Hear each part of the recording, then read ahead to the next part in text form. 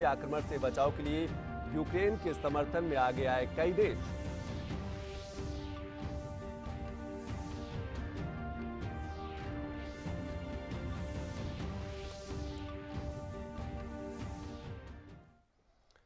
नमस्कार, मैं हूं संतोष चौधरी। खबरों पर विस्तार से नजर डाल लेते हैं। उत्तर प्रदेश विधानसभा चुनाव के लिए भाजपा के सभी बड़े नेता लगातार चुनाव प्रचार में जुटे हुए हैं। इसी कड़ी में पार्टी के वरिष्ठ नेता और केंद्रीय गृह मंत्री अमित शाह ने आज कैराना में घर घर जाकर भाजपा के लिए चुनाव प्रचार किया। अमित शाह शामली में भाजपा पदाधिकारियों और कार्यकर्ताओं संग बैठक भी करेंगे। अमित शाह आज शाम मेरठ में विशिष्ट जन बैठक भी करेंगे। और इस पर अधिक जानकारी के लिए हमारे साथ हमारे संवाददाता शैलेंद्र मिश्र। शैलेंद्र जी, मैं आपसे सबसे पहले यही समझना चाहता हूं कि कार्यकर्ताओं में कितना उत्साह देखने को मिल रहा है। केंद्रीय गृह मंत्री और भाजपा के वरिष्ठ नेता अमित शाह कैराना में घर घर जाकर जनसंपर्क कर रहे हैं। और ये आप बीजेपी के चुनाव प्रचार की रणनीति के लिहाज से देखें तो कैराना बहुत अहम है, जहां बीजेपी ने प्रमुख मुद्दे को सामने रखा था 2017 के चुनाव में। और वहां से पश्चिमी उत्तर प्रदेश में अपने घर घर संपर्क अभियान की शुरुआत गृह मंत्री कर रहे हैं। तो निश्चित तौर पर ये दिखाता है कि किस तरह से बीजेपी अपने चुनाव प्रचार में उस रणनीति पर आगे बढ़ रही है जहां तमाम प्रमुख मुद्दों को उठाया जा रहा है। एक हम जानते हैं कि कैराना से बीजेपी ने मृगांका सिंह, जो बीजेपी के कद्दावर नेता रहे, हुकुम सिंह, स्वर्गीय हुकुम सिंह की बेटी है, उनको उम्मीदवार बनाया है। तो निश्चित तौर पर पश्चिमी उत्तर प्रदेश जहां पहले चरण में चुनाव होना है और जहां पर पहले चरण का हम जानते हैं कि नामांकन भी खत्म हो चुका है, तो ऐसे में अब बीजेपी का जोर पहले चरण की उन सीटों पर है जहां पर मतदान होना है। तो ऐसे में उसमें हम चुनाव प्रचार देख रहे हैं कि अब उसमें धीरे धीरे तेजी आ रही है, क्योंकि हम जानते हैं कि बड़ी जनसभाओं और रैलियों फिलहाल इस पर तो ऐसे में डिजिटल चुनाव प्रचार और घर घर संपर्क अभियान जो पार्टी की एक रणनीति का बहुत अहम हिस्सा रहा है बीजेपी का, जिसमें बीजेपी ने फैसला किया था पहले एक जिले जिले जाकर पदाधिकारियों से संपर्क और लोगों से कल्याणकारी योजनाओं के बारे में बात करना। आज ही चुनावी रथ उतारे गए हैं लखनऊ से, जो प्रदेश के अलग अलग जिलों, अलग अलग विधानसभा में जाएंगे। और घर घर संपर्क अभियान के तहत पार्टी घर घर जाकर केंद्र सरकार की कल्याणकारी नीतियों तो उत्तर प्रदेश सरकार की कल्याणकारी नीतियों के बारे में बता रही। तो निश्चित तौर पर जब शीर्ष नेता, पार्टी के शीर्ष नेतृत्व जब से जुड़े नेता आते हैं तो ऐसे में एक उत्साह अलग होता है कार्यकर्ताओं में। शैलेंद्र, क्या जब कार्यकर्ताओं से संवाद होगा तो क्या इस पर भी फोकस रहेगा कि जो कल्याणकारी योजनाएं जिनका आपने जिक्र किया है उनके बारे में लोगों तक कैसे बताना है, जो मतदाता है उनको कैसे बताना है कि इन योजनाओं का फायदा पिछले 5 सालों में आप लोगों को मिला है?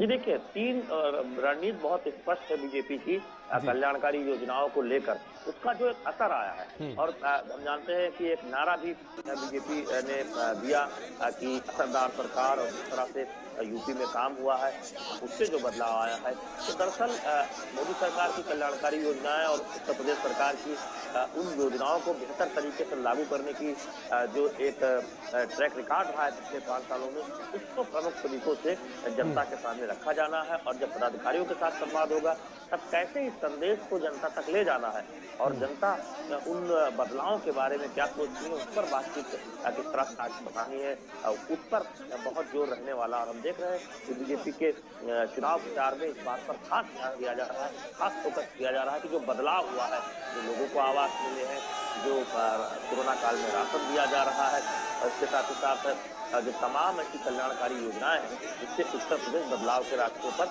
आगे बढ़ा है, अग्रणी प्रदेश बनता दिखाई दे रहा है, जिसका बीजेपी दावा कर रही है, चाहे वो एक्सप्रेस वे के मामले में हो या फिर अंतर्राष्ट्रीय हवाई अड्डे के मामले में हो और अन्य तमाम कल्याणकारी योजनाएं और आधारभूत संरचना से जुड़ी योजनाओं के मामले में हो, चाहे वो जिले स्तर पर मेडिकल कॉलेज बनाने की योजना को तेजी से आगे बढ़ाने की बात हो। हम जानते हैं कि उत्तर प्रदेश में पिछले 5 वर्षों में कई नए मेडिकल कॉलेज खुले हैं, गोरखपुर में एम्स की शुरुआत हुई। तो इन सब बातों को बीजेपी नेता प्रमुखता से रख रहे हैं और ऐसे में कार्यकर्ताओं के बीच जाकर जनता से सीधे संवाद करके बताया जा रहा है कि 5 साल पहले का उत्तर प्रदेश कैसा था जहां पर कानून व्यवस्था के मामले में क्या हालात थे, क्योंकि कैराना और इसके आसपास जो पश्चिमी उत्तर प्रदेश का इलाका है, यहाँ पर कानून व्यवस्था एक बहुत बड़ा मुद्दा रहा करता था और उस मुद्दे को बहुत प्रमुखता से सिखाया भी था 2017 में बीजेपी ने। तो निश्चित तौर पर पश्चिमी उत्तर प्रदेश में चुनाव प्रचार आगे बढ़ रहा है, तो बीजेपी अब जो कानून व्यवस्था की हालत बेहतर हुई है, एक दुरुस्त कानून व्यवस्था की बात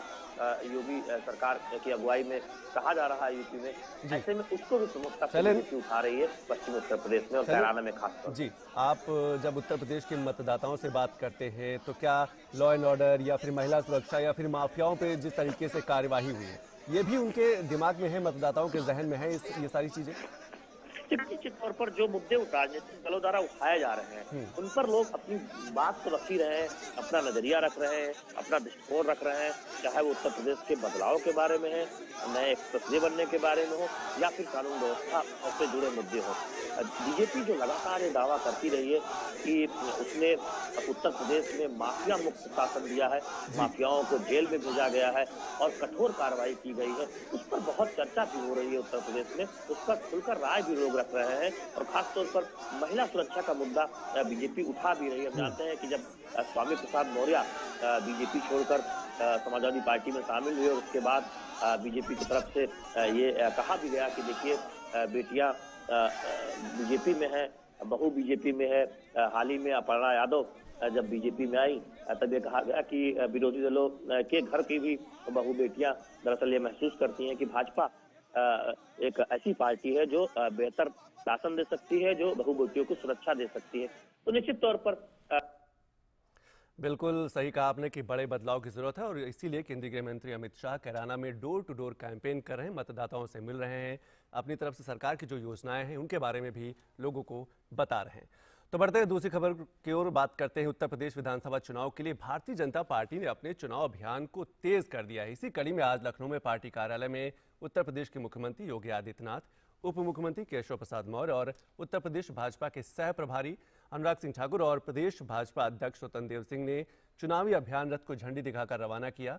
चुनाव प्रचार के लिए 403 एलईडी बसों को हरी झंडी दिखाकर रवाना किया गया, जो कि 403 विधानसभा सीटों में जाकर प्रत्याशियों के पक्ष में प्रचार करेंगी। उत्तर प्रदेश के मुख्यमंत्री योगी आदित्यनाथ ने कहा है कि 2017 के पहले प्रदेश में व्यापारी और अन्य लोग पलायन करते थे, लेकिन 2017 के बाद अपराधी पलायन कर रहे हैं। प्रदेश प्रगति के नए प्रतिमान स्थापित करते हुए आज देश की अग्रणी अर्थव्यवस्था के रूप में आगे बढ़ रहा है। 2017 के पहले प्रदेश में व्यापारी, संभ्रांत नागरिक और सामान्य नागरिक पलायन करते थे, प्रदेश की प्रगति अवरुद्ध हो गई थी। लेकिन 2017 के बाद अपराधी पलायन कर रहे हैं।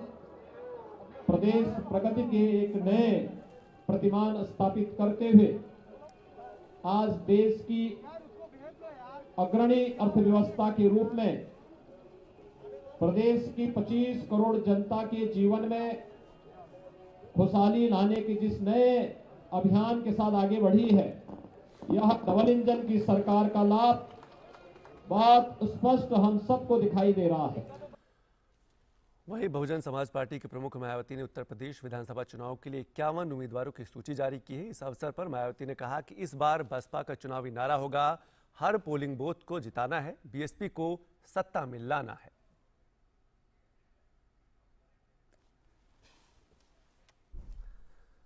और अभी वक्त है एक छोटे से ब्रेक का, देखते रहिए डीडी न्यूज।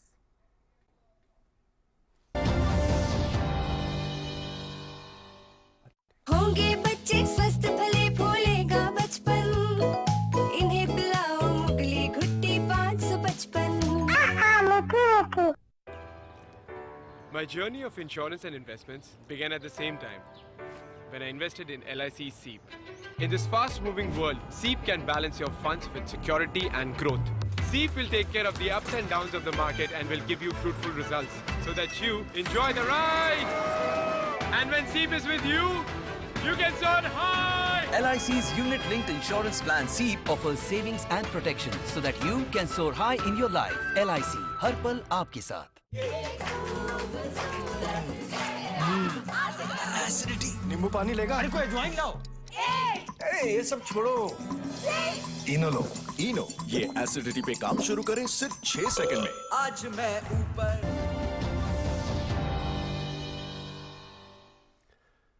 ब्रेक के बाद आप सभी का स्वागत है। निर्वाचन आयोग आज केंद्रीय स्वास्थ्य सचिव और विधानसभा चुनाव वाले 5 राज्यों के मुख्य सचिव और स्वास्थ्य सचिवों के साथ समीक्षा बैठक कर रहा है। बैठक में विधानसभा चुनाव के दौरान कोविड सुरक्षा उपायों का जायजा लिया जाएगा। चुनाव आयोग द्वारा रैलियों और रोड शो पर आज तक जारी प्रतिबंध को देखते हुए ये बैठक महत्वपूर्ण मानी जा रही है। उत्तर प्रदेश, उत्तराखंड, गोवा, पंजाब और मणिपुर में चुनाव तिथियों की घोषणा करते हुए निर्वाचन आयोग ने 15 जनवरी तक चुनावी रैलियों, रोड शो और बाइक शो पर प्रतिबंध लगाया था। बाद में इसे बढ़ाकर 22 जनवरी तक कर दिया गया। हालांकि राजनीतिक दलों को अधिकतम 300 लोगों या सभा कक्ष की क्षमता के 5% तक या राज्य आपदा प्रबंधन प्राधिकरणों द्वारा तय सीमा तक सभागार में बैठक करने की अनुमति दी गई है। विधानसभा चुनाव में अंतिम चरण का मतदान 3 मार्च को होना है। वोटों की गिनती 10 मार्च को होगी। और प्रधानमंत्री नरेंद्र मोदी ने अलग अलग जिलों के जिलाधिकारियों को वीडियो कॉन्फ्रेंसिंग के जरिए संबोधित किया। प्रधानमंत्री ने जिलाधिकारियों के प्रयासों की सराहना करते हुए कहा कि आकांक्षी जिले गतिरोधक बनने के बजाय विकास की गति को बढ़ाने का काम कर रहे हैं। आप सबके प्रयासों से एस्पिरेशनल डिस्ट्रिक्ट्स आज गतिरोधक के बजाय गतिवर्धक बन रहे हैं। जो जिले पहले कभी तेज प्रगति करने वाले माने जाते थे, आज कई पैरामीटर्स में ये एस्पिरेशनल डिस्ट्रिक्ट्स उन जिलों में भी अच्छा काम करके दिखा रहे हैं। और प्रधानमंत्री मोदी ने कहा कि आकांक्षी जिलों में विकास के लिए तकनीक और नवाचार 2 महत्वपूर्ण पहलू हैं। एस्पिरेशनल डिस्ट्रिक्ट में विकास के लिए प्रशासन और जनता के बीच सीधा कनेक्ट, एक इमोशनल जुड़ाव बहुत जरूरी है। एक तरह से गवर्नेंस का टॉप टू बॉटम और बॉटम टू टॉप फ्लो, और इस अभियान का महत्वपूर्ण पहलू है टेक्नोलॉजी और इनोवेशन। और नेताजी सुभाष चंद्र बोस की 125वीं जयंती पर भारतीय डाक विभाग ने राजधानी दिल्ली में एक डाक टिकट प्रदर्शनी का वर्चुअल शुभारंभ किया। इस मौके पर विभाग ने एक विशेष कवर जारी किया जिसमें स्वतंत्रता संग्राम के कई गुमनाम नायकों को नमन किया गया। वर्चुअल प्रदर्शनी को YouTube पर देखा जा सकता है। ये प्रदर्शनी 27 जनवरी तक जारी रहेगी। कोविड-19 से बचाव के दिशा निर्देशों के मुताबिक इसे वर्चुअली प्रदर्शित किया जा रहा है। डाक विभाग के सचिव ने इस मौके पर कहा कि सुभाष चंद्र बोस का व्यक्तित्व ऐसा था जो हर किसी को राष्ट्र के प्रति समर्पण की प्रेरणा देता है। आज का माहौल हृदय को बड़ी शांति मिलती है। उत्तर प्रदेश में 2014 के बाद देश के प्रधानमंत्री नरेंद्र मोदी जी ने उत्तर प्रदेश के विकास की धुरा को अपने हाथ लिया। 2017 में भारतीय जनता पार्टी की सरकार बनने के बाद योगी आदित्यनाथ जी मुख्यमंत्री बने और उन्होंने विकास की गति को और तेज किया। समग्र प्रदेश के अंदर विकास की एक नई उत्साह की लहर दिखाई दे पड़ती। ढेर सारे रोड, ढेर सारे एयरपोर्ट्स, मेडिकल कॉलेज, हर गरीब के घर में गैस, हर गरीब के घर में शौचालय, हर गरीब के घर में लाइट, हर गरीब को प्रधानमंत्री आयुष्मान भारत योजना का कार्ड, कोरोना के समय में हर व्यक्ति को मुफ्त टीका, हर व्यक्ति को मुफ्त राशन, ये सारी योजनाएं उत्तर प्रदेश में मोदी जी ने जो भेजी है, योगी जी ने नीचे तक उसको लागू किया। मगर कोई भी प्रदेश हो, इसके विकास की प्राथमिक शर्त होती है कि वहां कानून और व्यवस्था की स्थिति ठीक हो। यही कोरोना है, किराना है, जहां पहले से लोग पलायन कर रहे। आज मैं जब राउंड लेने निकला, उन्होंने कहा मोदी जी की कृपा हो गई, भाजपा की सरकार बनी, योगी जी ने कानून और व्यवस्था को सुधारा है, हमें पलायन करने वाले पलायन कर गए। ये जो आत्मविश्वास उत्तर प्रदेश की जनता में मैं देख रहा हूं, मुझे लगता है कि आने वाले दिनों में उत्तर प्रदेश भारत का सबसे विकसित राज्य बनने जा रहा है। आज अभी मैं मित्तल परिवार के साथ बैठा था, कभी उनको भी पलायन करना पड़ा था, बड़े इत्मीनान से परिवार के 11 के 11 सदस्य मेरे साथ बैठे।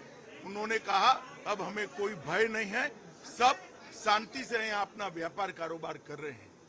मैं उत्तर प्रदेश की जनता को बताना चाहता हूँ कि उत्तर प्रदेश में कानून और व्यवस्था की स्थिति को बरकरार रखना है, उत्तर प्रदेश में तुष्टीकरण को खत्म करना है, उत्तर प्रदेश में एक जाति के लिए काम करने वाली सरकारों की प्रथाओं को खत्म करना है और मोदी जी के नेतृत्व में उत्तर प्रदेश का विकास करना है। तो फिर से एक बार यहाँ योगी आदित्यनाथ के नेतृत्व में भारतीय जनता पार्टी की सरकार प्रचंड बहुमत से बनानी है। पश्चिम में 10 तारीख को चुनाव है। मैं पश्चिम उत्तर प्रदेश के सभी मतदाताओं को भारतीय जनता पार्टी की ओर से करबद्ध निवेदन करता हूं कि कहीं कोरोना के कारण हमारे कार्यकर्ता अब तक न पहुंच पाए तो आप भारतीय जनता पार्टी के ये 5 साल के परिश्रम, मोदी जी के 7.5 साल के परिश्रम को ध्यान में रखकर सुबह सुबह ही कमल के निशान पर बटन दबाकर प्रचंड बहुमत से भारतीय जनता पार्टी की सरकार यहाँ पर बनाई है। मित्रों, पूरे पश्चिमी उत्तर प्रदेश में चाहे गन्ना किसान हो, चाहे मजदूर हो, चाहे गरीब हो, चाहे व्यापारी हो, चाहे मध्यम वर्ग हो या नोएडा में रहने वाले लोग हो, सभी लोगों की एक ही आवाज सुनाई पड़ती है कि इस बार भाजपा 300 पार। धन्यवाद।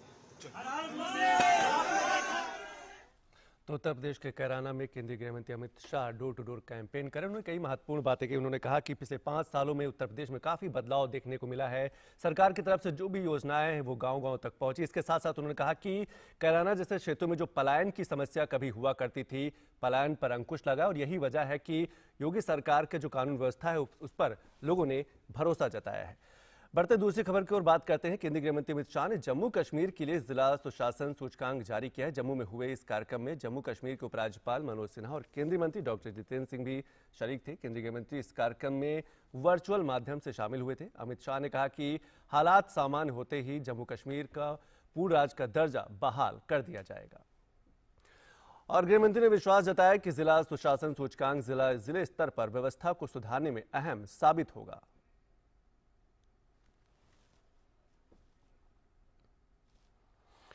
और मुंबई के तारदेव स्थित कमला इमारत में लगी आग से मृतकों की संख्या 7 हो गई है। इस हादसे में 28 लोगों के घायल होने की खबर है। घायलों को अस्पताल में भर्ती कराया गया है। यह आग कमला इमारत की 20वीं मंजिल पर लगी थी।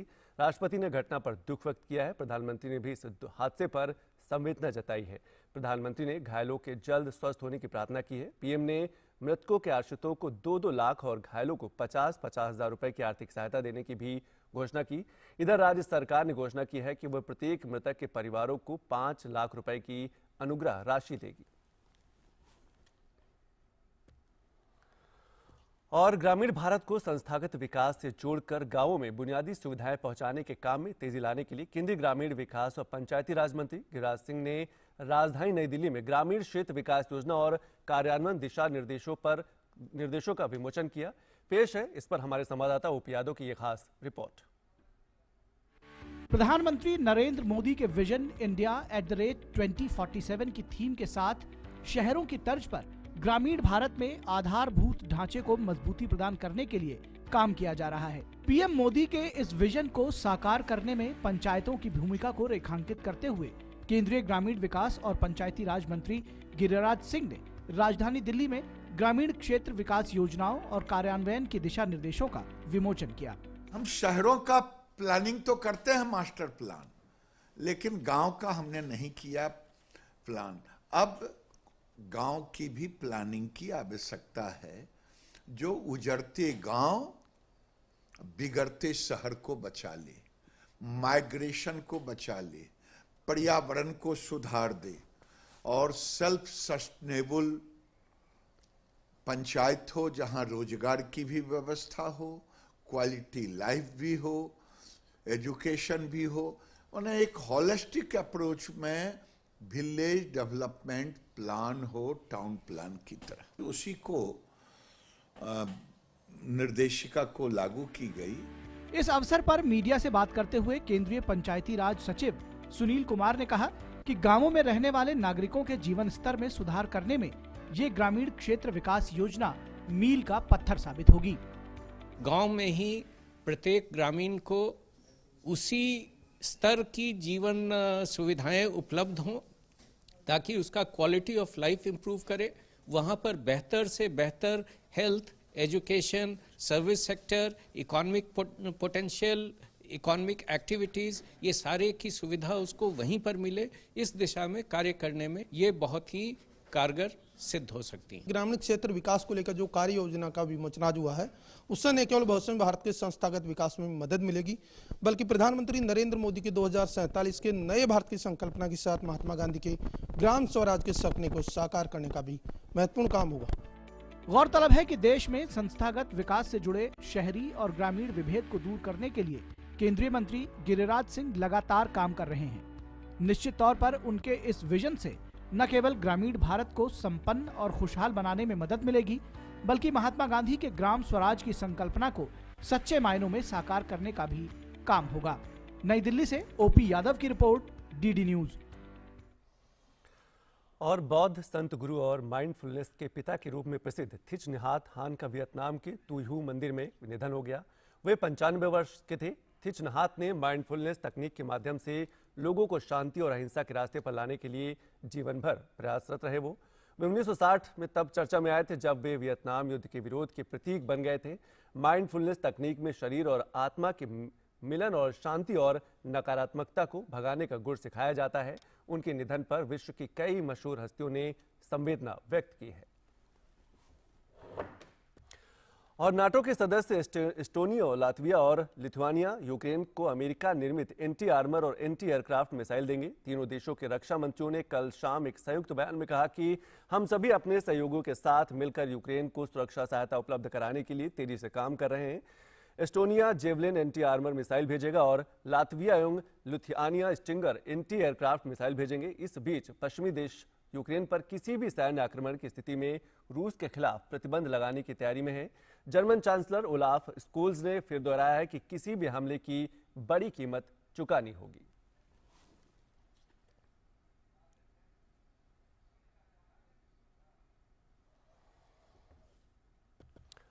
और दिल्ली में मौसम ने आज फिर करवट ली है। बारिश और सर्दी से आम जनजीवन काफी प्रभावित हुआ है। दिल्ली में मौसम की ताजा स्थिति पर हमारे संवाददाता तापस भट्टाचार्य ने भारतीय मौसम विभाग के वैज्ञानिक आर.के. जेनामनी से बात की। दिल्ली में शनिवार से हम देख पा रहे हैं कि लगातार बारिश हो रही है, खासतौर से यूपी और दिल्ली के आसपास की जो जगह है उनमें अगर हम बात करें। और उस पर बातचीत करने के लिए इस वक्त मेरे साथ मौजूद है सीनियर साइंटिस्ट IMD के आर.के. जेनामनी, जो बात करेंगे। सर, यहाँ पे हम देख पा रहे हैं एक जो WD है पूरा हम देख पा रहे हैं बहुत बड़ा इलाका एक तरह से ले रहा है, कवर कर रहा है। आपके हिसाब से क्या प्रेडिक्शन है आज और कल में? देखिए, बिल्कुल जो सिस्टम है ये कंपैरेटिवली जो पंजाब, हरियाणा, हमारा पाकिस्तान और बहुत सारा इलाका जो है, उत्तर प्रदेश, दिल्ली, नॉर्थ राजस्थान और हमारा हिमालयन रीजन, वो सारा जगह में बर्फबारी और हमारा प्लेन्स में रुक रुक के बारिश हो रहा है। लेकिन अमाउंट ज़्यादा नहीं है अभी तक। अभी इसकी जो एक्टिव कंडीशन है इंटेंसिफाई हो रहा है और ये केंद्रीय राजस्थान में ज़्यादा, मतलब इसकी जो सिस्टम है जो कम दबाव का क्षेत्र बना हुआ है और मेन जो वेस्टर्न डिस्टर्बेंस वो पाकिस्तान के ऊपर है। तो इसके अगले सेक्टर में ये सारा क्लाउड जो ह्यूज क्लाउड बना हुआ है, लेकिन आगे आगे जो है दिल्ली का बारिश बढ़ेगा, ठीक है ना। आज नाइट और कल सुबह स्पेल होगा, मॉडरेट स्पेल, ठीक है। फिर कल नाइट से कम हो रहा है, एकदम से वो खाली करके जाएगा 24 नाइट को।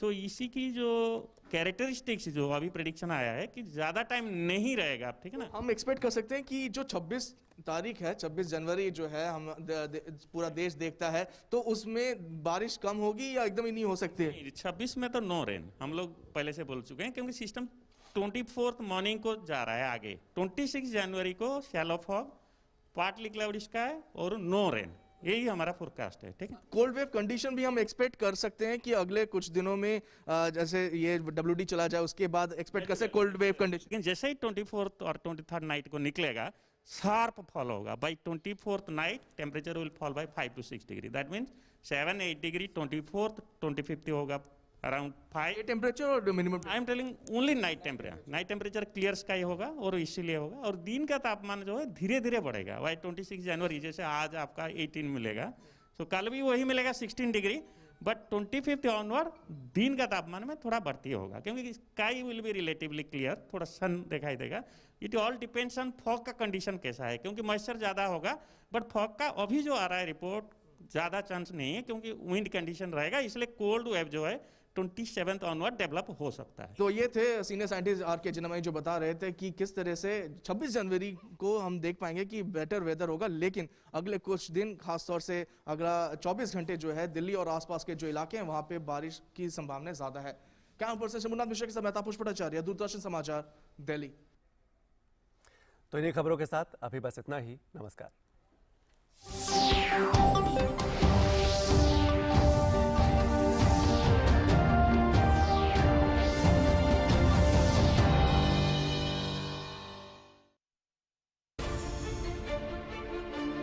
दिन भर की हर अहम खबर को समेटे डीडी न्यूज का prime time show news night, जहां होती है देश दुनिया से लेकर खेल और बिजनेस की सुर्खियां। हर बड़ी कवरेज पर ग्राउंड जीरो पर तैनात हमारे संवाददाताओं की आंखों देखी। खासतौर पर पीएम मोदी की मुलाकात, बड़ी खबर पे हम करेंगे चर्चा। बड़ी खबरों पर विशेषज्ञों के साथ विस्तृत चर्चा, सटीक खबर, भरोसेमंद खबर और पैनी नजर। खबर ही नहीं, खबर का विश्लेषण भी। कब्जा कर देखिए न्यूज नाइट हर रात 8 बजे सिर्फ डीडी न्यूज पर।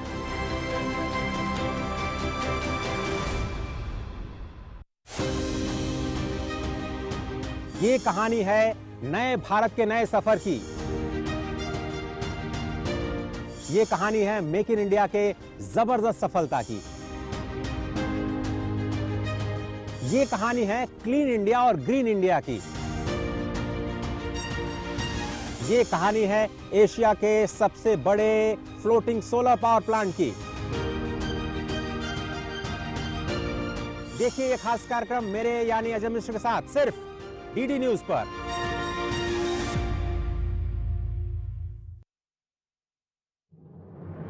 मन की बात है, जन जन की बात, संघर्षों के कुछ किस्से, कहानी कुछ सफलताओं की, अनकही विरासत की, उम्मीदें नए भारत की।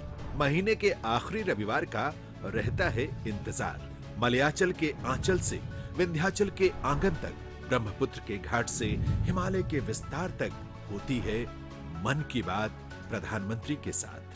तो सुनिए इस महीने 30 जनवरी सुबह 11 बजे मन की बात आकाशवाणी और दूरदर्शन के सभी चैनलों पर। आप भी माननीय प्रधानमंत्री के मन की बात का हिस्सा बन सकते हैं। इसके लिए आप अपने सुझाव 28 जनवरी तक टोल फ्री नंबर 1800-117800 पर रिकॉर्ड कर सकते हैं या माईगॉव के ओपन फोरम में पोस्ट कर सकते हैं। तो याद रखें, रविवार 30 जनवरी सुबह 11 बजे मन की बात। समाज की बेड़ियां तोड़कर हासिल किए अनोखे मुकाम, उज्जवल भविष्य के स्वप्न के साथ उन्मुक्त गगन में भरी उड़ान, बाधाओं के बंधन काटकर साबित की अपनी पहचान,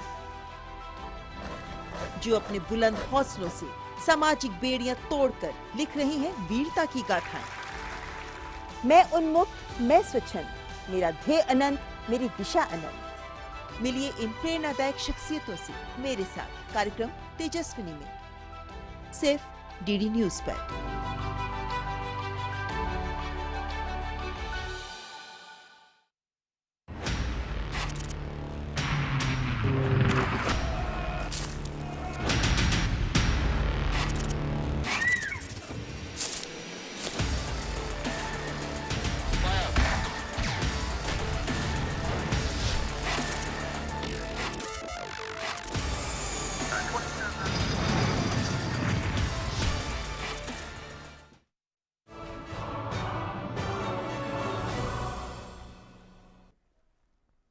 नमस्कार, मेराक में आप सभी का स्वागत है। मैं हूं संतोष चौधरी।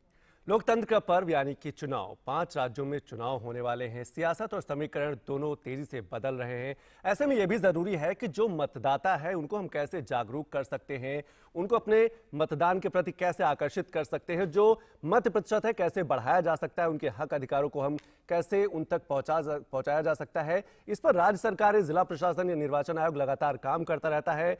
लेकिन इसमें यह भी जरूरी है कि मतदाताओं को उनको प्रेरित किया जाए, जागरूक किया जाए, ताकि वो अधिक से अधिक संख्या में बूथ तक पहुंचे और अपने सबसे बड़े अधिकार, मताधिकार का प्रयोग करें। आज इसी विषय पर बात करेंगे। इस विषय पर बात करने के लिए हमारे साथ एक खास मेहमान, उनका परिचय करा दें। हमारे साथ अनूप नौटियाल जी हैं, सोशल वर्कर हैं, इसके साथ साथ founder social development for communities foundation यानी कि SDC से भी जुड़े हुए हैं। अनूप जी, बहुत बहुत स्वागत हमारे इस कार्यक्रम में जुड़ने के लिए। और मैं सबसे पहले आपसे यही समझना चाहूंगा कि चुनाव के दरमियान जब हम अलग अलग अभियान चलाते हैं, जिला प्रशासन अलग अभियान चलाता है, राज्य सरकारें अलग तरीके से अभियान चलाती हैं, कितना प्रभाव पड़ता है मतदाताओं को जागरूक करने में, खासतौर से उनके वोट के लिए, उनके मतदान के लिए?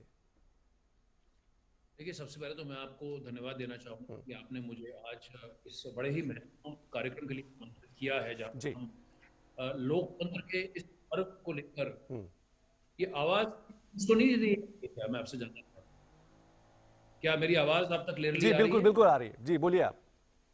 तो मैं ये कह रहा था कि आपने मुझे इस लोकतंत्र के पर्व पर ये जो चर्चा के लिए आज आपने मुझे इधर देहरादून उत्तराखंड से आमंत्रित किया है, मैं आपके लिए आभारी हूं।